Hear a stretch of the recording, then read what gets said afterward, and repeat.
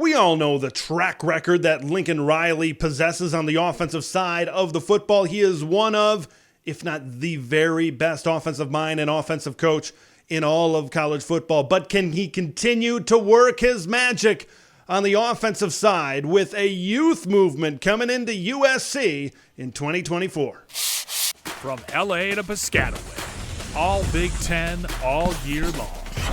This is Big Ten 10.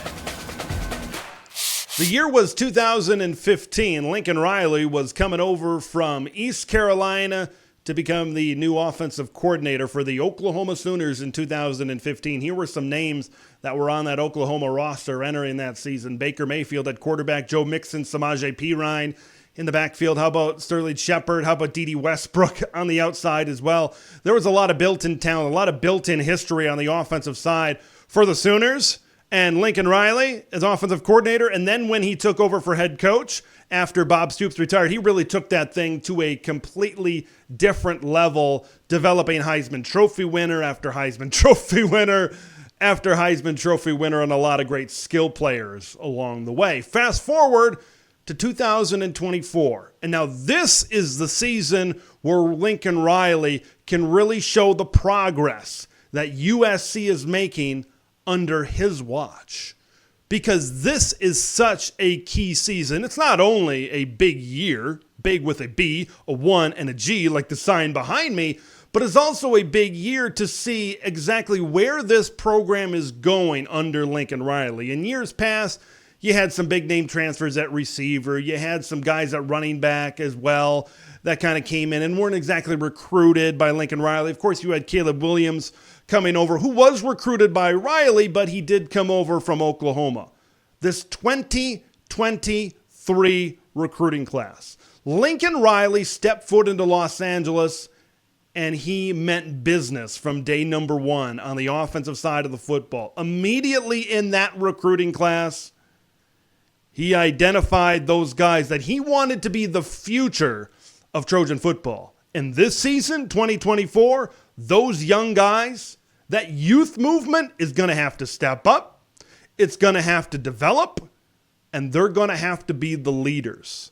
They are going to have to be the guys that take Trojan football into the Big Ten, but just how good can they be? Let's kind of break it down a little bit. There are 6 guys that I really have my eye on across this offense, right? If we really want USC to live up to that Lincoln Riley standard, this is the group of guys from that 2023 class that really need to step up, and it all starts right here and right now. These weeks leading up to spring practice and then into spring practice, where people start to develop relationships and the camaraderie and the timing and all of the things that are necessary in an offense. Before I really get into these guys a little bit too much, we know who it all starts around. It maybe doesn't start with the guy that just arrived in 2023 at quarterback. No, that guy transferred out. He's in Boise, Idaho. It starts with the guy that stepped foot on this campus before Lincoln Riley got there in 2021, and his name is Miller Moss.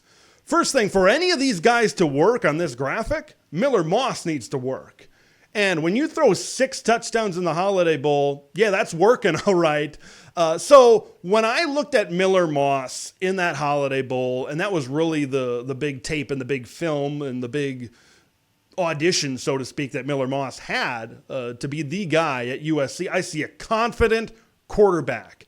Okay, if I was a casual viewer and I was just watching USC maybe for the first time all year, I'd say, yeah, that guy's been starting all year. Hey, maybe that guy is a second-year starter as well, right? Maybe he kind of fed off of Caleb Williams and the confidence that he possessed. Now, they're very different, I think, in how they approach the game on the offensive side of the football, but I think it's pretty obvious that Miller Moss is a guy that is confident, patient, and can most certainly distribute the football to this young talent to get USC possibly to that next level. Let's start at the wide receiver position. When I look at these guys from this class and what I've seen from them so far, I'm not sure if I see a clear-cut number 1 wide receiver. And there's nothing wrong with that, because I believe there is going to be a multitude of weapons for Miller Moss to throw to. I don't believe that he is going to lock on to one of these guys on a particular play. Sure, there's going to be some guys that are going to step up better in certain situations than others, but I think they've got a lot of talent on the outside. Of course, you got to start with Zachariah Branch. Boy, he was rated as highly as he was in that 2023 class for good reason. He's got that hold your breath when he touches the football, whether it's a kick return, whether it's a punt return, whether it's a route, whatever it is. When he touches the football, he has that ability that a guy that was wearing number 5 back in the mid-2000s has. When he's got the football, you feel like anything can happen. Now, he's not the most polished route runner. He's not the most technical route runner in the world. In theory, if someone was going to step up to be that wide receiver 1, it was going to be that Zachariah. It was going to be Zachariah Branch, but I'm not sure if that's going to happen because I believe to see him as a utility player. I believe to see him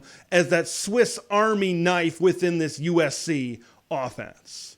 Okay, I think they're going to line him up in the backfield. I think they're going to line up in the slot. I think they're going to line him up all over this formation. Just get Zachariah Branch the football. Maybe not in a traditional way of a wide receiver, but you just got to get him the football. His speed, his athleticism, his agility, he really relies on that, maybe than those route running skills that I talked about previously. But man, is he talented. Big Ten fans, this is the guy that you want to watch out for. This is the guy that's going to 50 yards, 60 yards, 70 yards down the field. That can be that game-breaking type of player. Maybe not a traditional wide receiver 1. When we talk about some guys that maybe could step up to be that wide receiver 1, a lot of people look at Jacoby Lane, right? And when you look at Jacoby Lane and when you look at Deuce Robinson, those guys are big. Those guys are long. Those guys are tall. And those guys are lanky. When you get down to the red zone, those guys are going to go up and get the football. That was on display in the Holiday Bowl throughout all of this as well. When I kind of look at all the weapons throughout this USC offense, I see a lot of guys that are different, right? I see the long, lanky guys that are the Robinsons, that are the Lanes. I see the explosiveness, right? That is Zachariah Branch. And then I see the jitterbug in the slot known as Makai Lemon. Lemon was actually progressing to switch over to the defensive side of the football as a defensive back. He gets his shot in the Holiday Bowl, and he looks pretty good working out of that slot position as well. It's all got to come together at the wide receiver position. Now, we'll get to the backfield in just a minute, but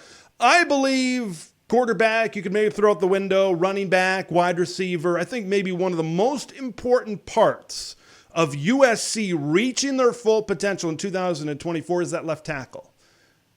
And everybody in Trojan Nation loves, I think, what they got at left tackle, right? He was a high 4-star coming out of that 2023 class, started in the Holiday Bowl. Maybe a big reason why Miller Moss had the performance he did in that Holiday Bowl is, well, he had a couple of seconds to throw, right? We see Caleb Williams kind of running around a lot. Now, he was maybe a guy that wanted to improvise a little bit more instead of just stand back there in the pocket. I think Miller Moss is a little bit more patient in that respect. But Elijah Page, I think, is the building block of that offensive line at left tackle. When you have a right-handed quarterback, that left tackle is so huge. And I think they know what they got over there. If this offense is going, I talk about it with Iowa a lot. That offensive line needs to be good. It's kind of the central part. It's maybe not so much the O-line in this instance because of all the talent on the offensive side of the ball for the Trojans. But Elijah Page is an extremely important piece. When we talk about how good USC can be in 2024, the offensive line is a pretty big piece to that, and Elijah Page at left tackle, of course, is going to be extremely important back there in pass protection as well. Let's talk about the run game.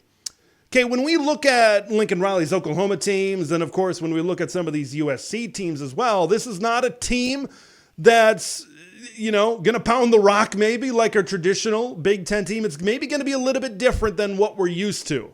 Right, when we think of a Big Ten, a great Big Ten running game, we think of Blake Corum. We think of Hassan Haskins at Michigan, run down your throat. What about Wisconsin, what they've been doing all these years pre-Phil Longo? What about even like Chase Brown at Illinois as of recent years, right? This is a I-back. It's a single back and you run downhill type of guy. I believe USC is maybe more going to use the run game as a complement to the pass game, because when you spread all 4 of these guys out in the formation, okay, now you get 4 guys, 5 guys, whatever in the box defensively. All it is a hat on a hat. Okay, and I think that's where I see a lot of speed in Quentin Joyner, right? The freshman, Jaquavius Marks, is going to come over from Mississippi State, right? I see a lot of similarities as well. And I kind of looked at USC a little bit last season as well, and I believe when they were just able to use that complement, I think just like last year, I think this year, yes, the throw game is going to be the better part of the USC offense. I think that's just what a Lincoln Riley offense is built around, right? It's built around Heisman Trophy winning quarterbacks. It is built around explosiveness on the outside. All this run game needs to be for USC is a compliment. And I believe it can be a compliment, but it all starts with getting things going in the pass game, which of course all starts with really shoring up that offensive line as well. So let's answer the question. How good can these guys make USC's offense?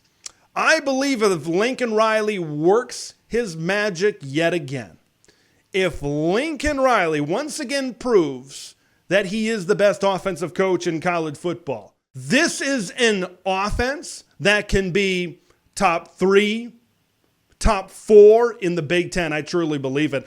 I believe Oregon is probably going to be at the top of the Big Ten.